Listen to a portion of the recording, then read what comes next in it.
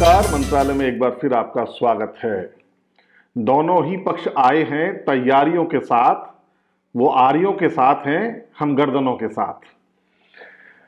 दोनों पक्ष, गहलोत और सचिन, दोनों ने एक तरीके से आर पार की लड़ाई लड़ने का मूड बना लिया है। गहलोत मंत्रिमंडल फेरबदल को टालना चाहते हैं और टालते वो आ भी रहे हैं एक लंबे समय से। राजनीतिक नियुक्तियां भी वो टाल रहे हैं एक लंबे समय से। इससे कांग्रेस के कार्यकर्ताओं में अंदर ही अंदर एक रोष उत्पन्न होता जा रहा है। राजस्थान में block Congress, district Congress, state Congress निष्क्रिय पड़ी हुई है। ये पहली बार है जबकि सत्ता में कांग्रेस होने के बावजूद जमीन पर कांग्रेस नहीं है।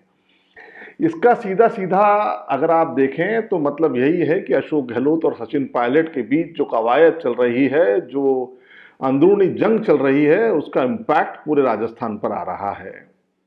चूंकि कांग्रेस कार्यकर्ता ही जो हैं वो आम जनता से जुड़े रहते हैं और आम जनता की तकलीफों को सॉल्व करवाते हैं। प्रशासन से ज्यादा कार्यकर्ता सक्रिय रहते हैं, लेकिन इस समय उल्टा हो रहा है। प्रशासन कांग्रेस कार्यकर्ताओं पर भी हावी हो गया है। तो ये कब तक चलेगा और इससे आलाकमान को क्या फायदा हो रहा है और क्या नुकसान हो रहा है? असल में अगर आप देखें तो 70 साल के कांग्रेस, असल में अगर आप देखें तो 70 साल के गहलोत हो गए हैं। 70 साल, 1951 में उनका जन्म हुआ था और 2021 चल रहा है। यानी कि 70 वर्ष के गहलोत जब पद पर बने रहेंगे तो यानी 2 वर्ष बाद वो 72, 73, 73 ईयर्स के हो जाएंगे।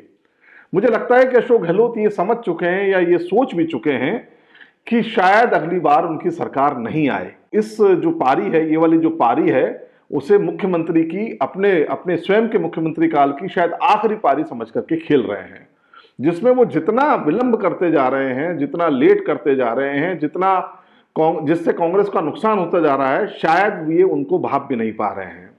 लेकिन आलाकमान ने कभी ये नहीं सोचा कि ये उसकी आखिरी पारी है।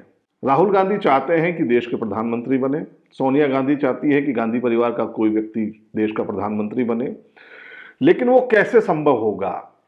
आप सोचिए कि जो राजस्थान के इलेक्शन हैं वो दिसंबर 23 से पहले होने हैं और जो प्रधानमंत्री यानी प्राइम मिनिस्टर को लेकर के जो इलेक्शन होते हैं, संसद के जो इलेक्शन होते हैं, लोकसभा के जो इलेक्शन होते हैं, वो जून 2024 से पहले होने हैं।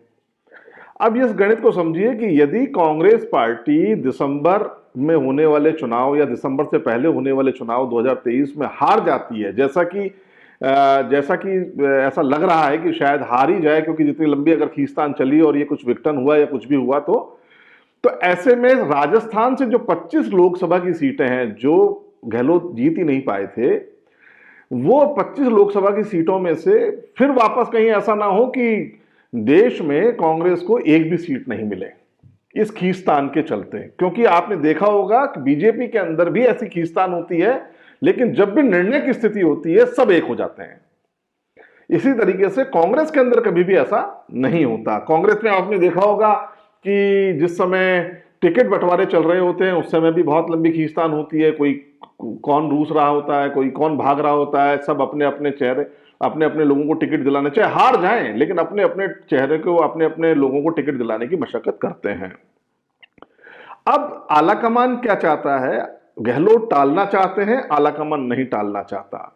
हमें विश्वस्त सूत्रों से पता लगा है कि सोनिया गांधी आज विदेश यात्रा पर जा रही हैं 5 तारीख से, और 21 तारीख तक वो विदेश में रहेंगी। हालांकि उन्होंने अपना फुल प्रूफ प्लान पहले ही बता दिया है कि इसको इस तरह से करना है, लेकिन ऐसा भी हो सकता है कि जो अशोक गहलोत हैं वो सिर्फ सोनिया गांधी के बाहर जाने का इंतजार कर रहे हो और फिर वापस वो 15 दिन का एक यानी कि 21 तारीख तक का एक गैप लेकर के चले कि चलो 21 तारीख तक का तो इनको मोहलत मिल गई। एक एक दिन वो सचिन पायलट के सब्र की इंतहा ले रहे हैं एक तरीके से, और वो ये चाहते हैं कि सचिन पायलट कहीं ना कहीं से टूट जाएं और कोई एक ऐसा एक्शन ले लें जिससे कि उन्हें सचिन पायलट को कांग्रेस से बाहर निकालने का रास्ता दिखाना आसान हो जाए। पूरी कोशिश वो पहले भी कर चुके हैं और सचिन पायलट को जो है वो एक तरीके से कांग्रेस से बाहर अगर नहीं जा रहे हैं तो राजस्थान से तो बाहर भेजना ही चाह रहे हैं। तो इस तरीके की स्थिति हो गई है राजस्थान के अंदर। ये स्थितियां बहुत गंभीर होती जा रही हैं। लेकिन ऐसा भी कयास लगाए जा रहे हैं कि जो आलाकमान जिसको कहते हैं, सोनिया गांधी, राहुल गांधी, प्रियंका गांधी की तरफ से एक मैप, रोड मैप जो है वो अशोक गहलोत को दे दिया गया है कि आपको इसके हिसाब से काम करना है। अब एक एक दिन बिल्कुल वो एक अशोक गहलोत उस पर बढ़ते चले जा रहे हैं कि किसी भी तरीके से कोई भी एक ऐसा क्लू मिल जाए कि हम इसको टालते रहें। उधर सचिन पायलट ने चुप्पी साध ली है। सचिन पायलट कोई भी ऐसा बयान, कोई भी ऐसी बात नहीं कह रहे हैं जिससे कि कांग्रेस का नुकसान हो या ऐसा लगे कि सचिन पायलट बहुत ज्यादा महत्वाकांक्षी है या चाहते हैं या आलाकमान से ऊपर हैं। शांति धारीवाल हो, प्रताप सिंह खाचरियावास हो, रघु शर्मा हो, ये बेबाकी से बयान दिए जा रहे हैं। यानी खुले घोड़े इन्होंने जो है छोड़ दिए हैं अशोक गहलोत ने कि आप तो बयान वीर जो कहलाते हैं उनको बयान दो। सबकी सबसे इंपॉर्टेंट है कि राजस्थान की जनता क्या सोच रही है। आप ये देखिए, आपको जो भी कुछ करना है, अशोक गहलोत और सचिन पायलट या आलाकमान जो भी कोई निर्णय करना है, आपको सचिन पायलट को रखना है रखिए, आपको राष्ट्रीय राजनीति में भेजना है भेजिए। आप ये जो फिल्म है ना, इसका पर्दा तो उठाइए, क्योंकि कांग्रेस कार्यकर्ता धीरे धीरे निराश हो रहा है, उसके काम नहीं हो रहे हैं। और कांग्रेस कार्यकर्ता की निराशा का मतलब आप समझिए कि आप ना तो विधानसभा जीत पाएंगे ना लोकसभा जीत पाएंगे। आपका अगली बार मुख्यमंत्री बनने का सपना तो चूर चूर हो ही रहा है, लेकिन राहुल गांधी का प्रधानमंत्री बनने का सपना भी अशोक गहलोत चूर चूर कर रहे हैं। मंत्रालय में आज इतना ही, कल फिर मुलाकात होगी, तब तक के लिए दीजिए इजाजत, नमस्कार।